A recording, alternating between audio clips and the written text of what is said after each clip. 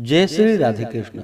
आप सभी का आपके अपने YouTube channel BK Mishra present में बहुत बहुत स्वागत है। आप सभी भक्तों को पापांकुशा एकादशी व्रत की ढेर सारी शुभकामनाएं। आप सभी के जीवन में लक्ष्मी नारायण की कृपा से आप सभी को सभी प्रकार के सुख और समृद्धि की प्राप्ति हो। आश्विन मास शुक्ल पक्ष में पड़ने वाली एकादशी को इसे पापांकुशा एकादशी व्रत के नाम से जाना जाता है। इस दिन विशेष प्रकार से भगवान विष्णु, माता लक्ष्मी और भगवान विष्णु के पद्मनाभ स्वरूप की पूजा की जाती है। पापांकुशा एकादशी का व्रत यह जो कि सभी प्रकार के अभिष्ट फलों को प्रदान करने वाली है।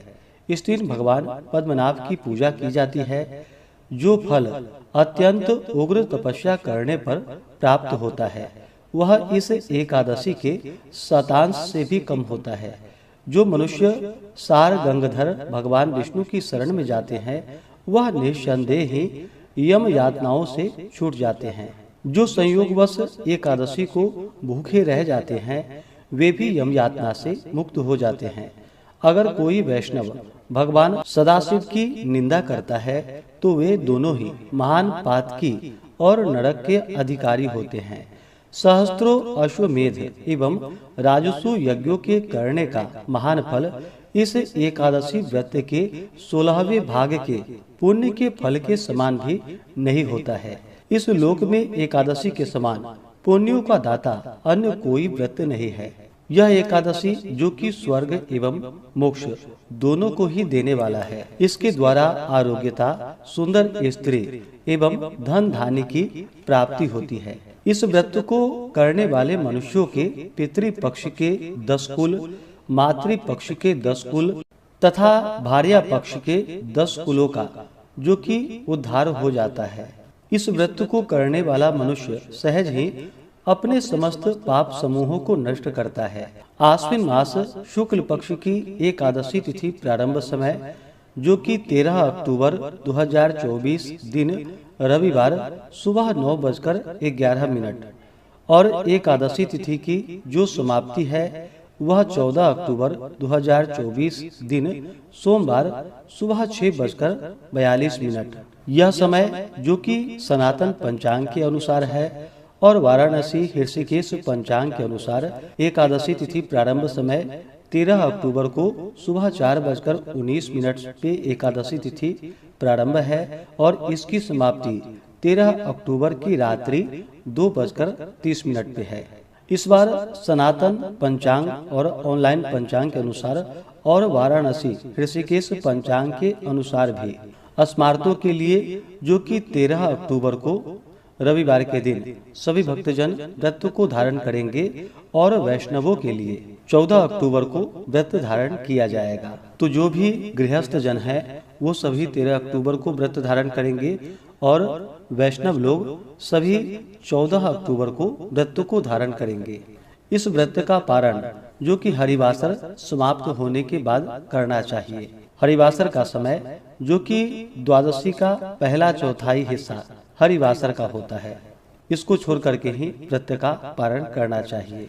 तो ऑनलाइन पंचांग और सनातन पंचांग के अनुसार द्वादशी तिथि की जो समाप्ति है वह 14 अक्टूबर की रात्रि 3:43 पे द्वादशी तिथि की समाप्ति है और वाराणसी ऋषिकेश पंचांग के अनुसार द्वादशी तिथि की समाप्ति जो कि 14 अक्टूबर की रात्रि 12:24 पे है। तो जो भी सनातन पंचांग और ऑनलाइन पंचांग को मानने वाले हैं वो सभी इन पंचांगों के अनुसार जिन्होंने 13 अक्टूबर को व्रत धारण किया है वो सभी 14 अक्टूबर को व्रत का पारण करेंगे। 14 अक्टूबर को पारण का समय दोपहर 1:16 से दोपहर 3:34 तक व्रत का पारण किया जाएगा। और वाराणसी ऋषिकेश पंचांग को मानने वाले हैं तो उसके समय के अनुसार 13 अक्टूबर को व्रत धारण करने वाले 14 अक्टूबर को सुबह 7:58 से सुबह 8:50 तक एकादशी व्रत का पारण करेंगे। और जो भी वैष्णव लोग 14 अक्टूबर को व्रत धारण करेंगे वो सभी व्रत का पारण 15 अक्टूबर को सुबह 6:30 से सुबह 7 बजे तक व्रत का पारण कर लेंगे। पापांकुशा एकादशी व्रत का पारण, जो कि गुड़ेन पारणम, यानी कि इस व्रत का पारण गुड़ से किया जाएगा। यह संभव ना हो पाए तो आप जल, फल या तुलसी दल से व्रत का पारण करें। तो आइए अब सुनते हैं पापांकुशा एकादशी व्रत की कथा। अगर आप एकादशी व्रत के उपलक्ष्य में ब्राह्मण दक्षिणा, अन्नदान, वस्त्र दान आदि के लिए देना चाहते हो तो आप अपने श्रद्धा और सामर्थ्य के अनुसार हमें डिस्क्रिप्शन में जाकर के वहां से गूगल पे, फोन पे या अकाउंट नंबर के माध्यम से आप अपने श्रद्धा और सामर्थ्य के अनुसार हमें ब्राह्मण दक्षिणा प्रदान कर सकते हैं। तो आइए सुनते हैं पापांकुशा एकादशी व्रत की कथा। तो बोलिए प्रेम से भगवान विष्णु की जय, माता लक्ष्मी की जय, सर्वदेवी देवता की जय। बहुत समय पहले की बात है। एक बार युधिष्ठिर ने भगवान श्री कृष्ण से कहा कि हे जनार्दन, अब आप कृपा कर आश्विन शुक्ल एकादशी का नाम और महात्म्य मुझे सुनाइए। तब भगवान श्री कृष्ण बोले कि हे राजन, आश्विन शुक्ल पक्ष की एकादशी, जो कि समस्त पापों को हरण करने वाली है और इसका नाम पापांकुशा है, इस एकादशी के दिन सब अभिष्टों को देने वाले भगवान पद्मनाभ की पूजा होती है, जो फल अत्यंत उग्र तपस्या करने पर प्राप्त होता है। वह इस एकादशी के शतांश से भी कम होता है। जो मनुष्य शार गंगाधर भगवान विष्णु की शरण में जाते हैं, वह निस्संदेह ही यम यातनाओं से छूट जाते हैं। जो संयोगवश एकादशी को भूखे रह जाते हैं, वे भी यम यातना से मुक्त हो जाते हैं। अगर कोई वैष्णव भगवान सदाशिव की निंदा करता है तो वे दोनों ही महान पातकी और नरक के अधिकारी होते हैं। सहस्त्रों अश्वमेध एवं राजसु यज्ञों के करने का महान फल इस एकादशी व्रत के 16वें भाग के पुण्य फल के समान भी नहीं है। इस लोक में एकादशी के समान पुण्यों का दाता अन्य कोई व्रत नहीं है। पापियों को उसी समय तक पाप समूह कष्ट देते हैं जब तक वह एकादशी व्रत करने का संकल्प नहीं करता। यह एकादशी व्रत स्वर्ग एवं मोक्ष दोनों को ही देने वाली है। इसके द्वारा आरोग्यता, सुंदर स्त्री, धन एवं धान्य की प्राप्ति होती है। इस व्रत को करने वाले मनुष्यों के पितृपक्ष के 10 कुल, मातृपक्ष के 10 कुल तथा भार्या पक्ष के 10 कुलों के पितर चतुर्भुज रूप होकर पीतांबर और वनमाला धारण कर गरुड़ पर चढ़कर विष्णु लोक को जाते हैं।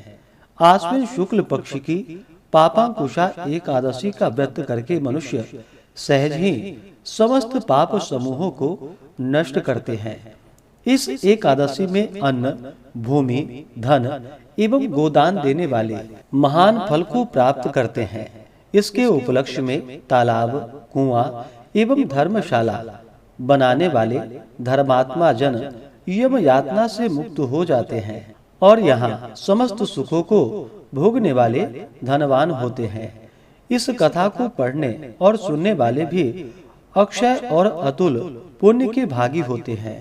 प्राचीन काल में विंध्य पर्वत पर क्रोधन नामक एक महाक्रूर बहेलिया रहता था। उसने अपनी सारी जिंदगी हिंसा, लूटपाट, मदिरापान तथा मिथ्या भाषण आदि में व्यतीत कर दिया। जब जीवन का अंतिम समय आया तब यमराज ने अपने दूतों को क्रोधन को लाने की आज्ञा दी। यमदूतों ने उसे बता दिया कि कल तेरा अंतिम दिन है।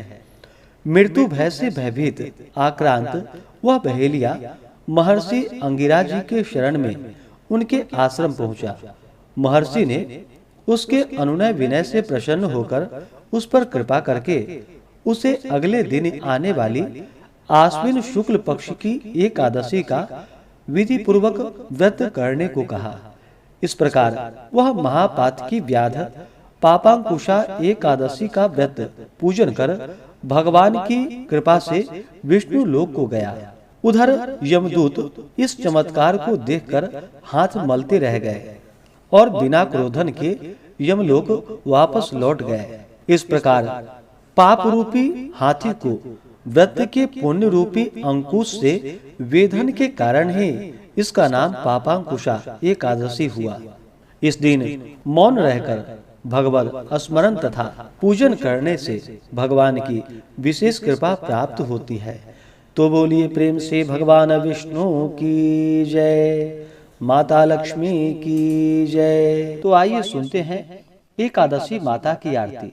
तो बोलिए प्रेम से एकादशी माता की जय। ओम जय एकादशी माता, विष्णु पूजा व्रत को धारण कर शक्ति मुक्ति पाता। ओम जय एकादशी माता, विष्णु पूजा व्रत को धारण कर शक्ति मुक्ति पाता। तेरे नाम गिनाओ देवी भक्ति प्रदान करनी, गण गौरव की देनी माता शास्त्रों में वर्णी। ओम जय एकादशी माता, विष्णु पूजा व्रत को धारण कर शक्ति मुक्ति पाता। मार्गशीर्ष के कृष्ण पक्ष की उत्पन्ना विश्वतारिणी जन्मी, शुक्ल पक्ष में हुई मोक्षदा मुक्तिदाता बन आई। ओम जय एकादशी माता, विष्णु पूजा व्रत को धारण कर शक्ति मुक्ति पाता। पौष के कृष्ण पक्ष की सफला नामक है,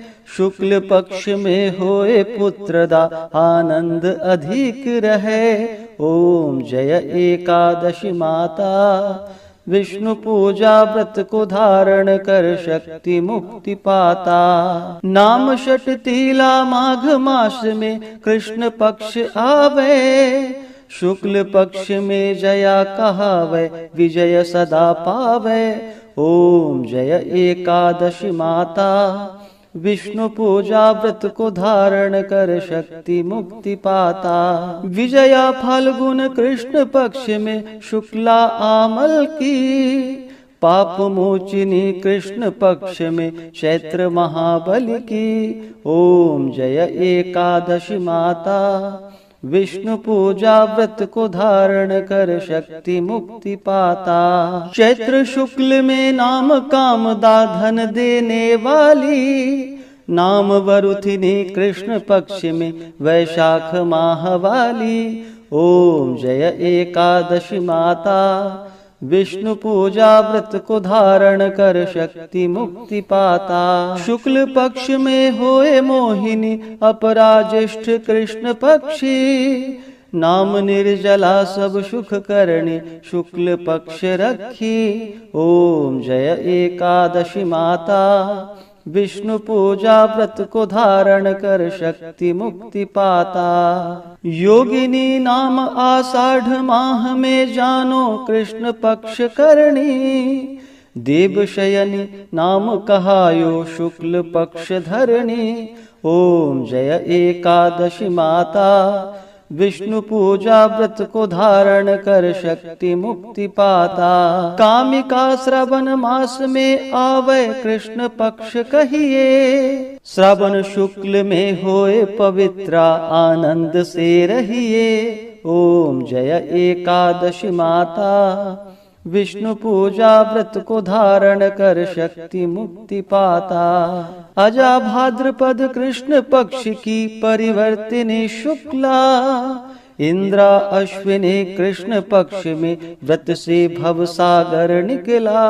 ओम जय एकादशी माता, विष्णु पूजा व्रत को धारण कर शक्ति मुक्ति पाता। पापांकुशा है शुक्ल पक्ष में आप हरणहारी, रमा मास कार्तिक में आवे सुखदायक भारी। ओम जय एकादशी माता, विष्णु पूजा व्रत को धारण कर शक्ति मुक्ति पाता। देवोत्थानी शुक्ल पक्ष की दुखनाशक मैया, पावन मास में करो विनती पार करो नैया। ओम जय एकादशी माता।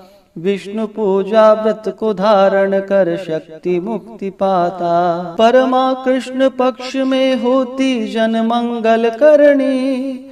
शुक्ल मास में होए पद्मिनी दुख दारिद्र हरणी।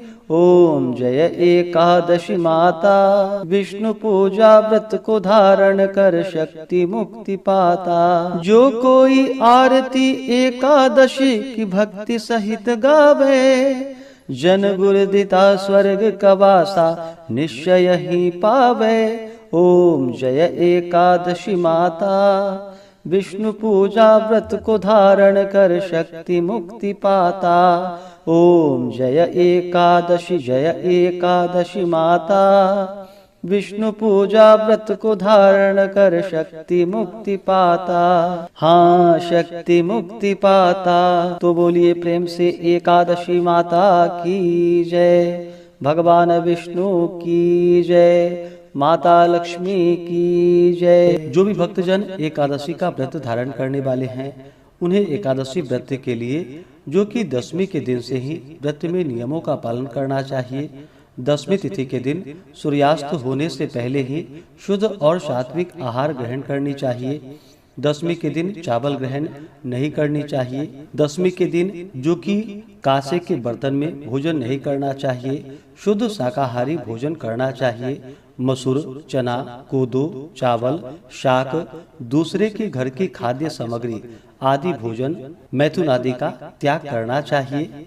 इस दिन इन कार्यों को नहीं करना चाहिए। रात्रि में ब्रह्मचर्य का पालन करते हुए एकादशी व्रत का स्मरण करते हुए दशमी की रात्रि सोनी चाहिए और एकादशी की सुबह उठ करके नित्य क्रियाओं से निवृत्त होकर के स्नान करके शुद्ध वस्त्र धारण करके भगवान सूर्यदेव को अर्घ्य प्रदान करनी चाहिए। व्रती को व्रत का संकल्प लेना चाहिए। व्रत के लिए भगवान से प्रार्थना करनी चाहिए कि हे भगवान, आज मैं पापांकुशा एकादशी का व्रत धारण करने जा रहा हूँ या करने जा रही हूँ। इस प्रकार से भगवान से प्रार्थना करें कि हमारे सभी प्रकार के पाप और ताप नष्ट हो जाए, हमें पुण्य फलों की प्राप्ति हो। आपके मन में जो भी इच्छा हो, जो भी कामना हो, वह भगवान से कहनी चाहिए।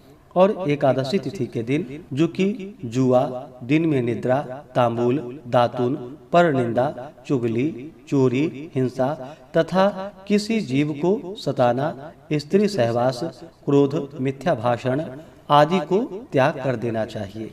शुद्ध और सात्विकता के साथ पालन करते हुए इस दिन भगवान का सुबह और शाम के वक्त पूरे विधि विधान के साथ पूजन करना चाहिए। एकादशी तिथि के दिन जहाँ तक हो सके दिन रात्रि उपवास रहनी चाहिए। जो उपवास नहीं रह पाते हैं, जिनका स्वास्थ्य सही ना हो, तो आप एक समय फलाहार ग्रहण करके व्रत को धारण करें और भगवान का पूरे विधि विधान के साथ सुबह और शाम के वक्त एकादशी तिथि के दिन पूजन करना चाहिए। कथा श्रवण करनी चाहिए। भगवान की आरती करनी चाहिए। इस दिन भगवान का जो कि गंध पुष्प, धूप, दीप आदि से पूरे विधि विधान के साथ पूजा करनी चाहिए। इस दिन भगवान विष्णु को जो कि केले का भोग अवश्य ही लगानी चाहिए और उसे प्रसाद के रूप में ग्रहण भी करना चाहिए। आप चाहें तो इस मौसम में मिलने वाले ऋतु फल आदि जो भी हो, पंचमेवा हो, दूध से बने हुए वस्तुएं हो, वह भगवान को अर्पित करें। लेकिन विशेष करके इस दिन भगवान को केले का भोग अवश्य ही लगानी चाहिए। जब भी भगवान को भोग लगाते हैं तो तुलसी दल डाल करके ही भगवान को भोग लगाना चाहिए। भोग लगाने के बाद जल से आचमनी करवाए। मुख शुद्धि के लिए पान पत्र, लौंग, इलायची के साथ में भगवान को अर्पित करनी चाहिए। इस प्रकार से भगवान का पूजन करके एकादशी व्रत का कथा श्रवण करनी चाहिए। भगवान विष्णु के स्तोत्र, चालीसा आदि का पाठ या श्रवण करनी चाहिए और फिर भगवान की आरती करनी चाहिए। इस प्रकार से भगवान का पूजन करके एकादशी की रात्रि जहाँ तक हो सके जागरण करते हुए समय को व्यतीत करना चाहिए और द्वादशी की सुबह उठ करके स्नान करके शुद्ध वस्त्र धारण करके भगवान का पूजन और आरती कर लेनी चाहिए। इसके बाद ब्राह्मणों को भोजन करवाएं, ब्राह्मणों को दान और दक्षिणा दें और फिर समय के अनुसार व्रत का पारण करना चाहिए। इस प्रकार व्रत को धारण करने से व्यक्ति के सभी प्रकार के पाप नष्ट होते हैं। जब व्यक्ति के पापों का नाश होता है तभी उनके पुण्य उदित हो पाते हैं, उसके बाद ही सांसारिक सुखों की प्राप्ति हो पाती है। तो आशा करता हूँ कि यह जानकारी आपको अच्छा लगा हो। ऐसे ही ज्ञानवर्धक जानकारियाँ प्राप्त करते रहने के लिए, व्रत पूजा के बारे में जानने के लिए, कथा को सुनने के लिए चैनल पे अगर आप पहली बार आए हैं तो चैनल को लाल बटन दबा करके सब्सक्राइब करें, साथ में बेल आइकन घंटी को दबाएं ताकि आने वाली वीडियो का नोटिफिकेशन आपको समय से मिलता रहे। वीडियो को लाइक करें, शेयर करें। सुखी रहें और स्वस्थ रहें। जय श्री राधे कृष्ण। धन्यवाद।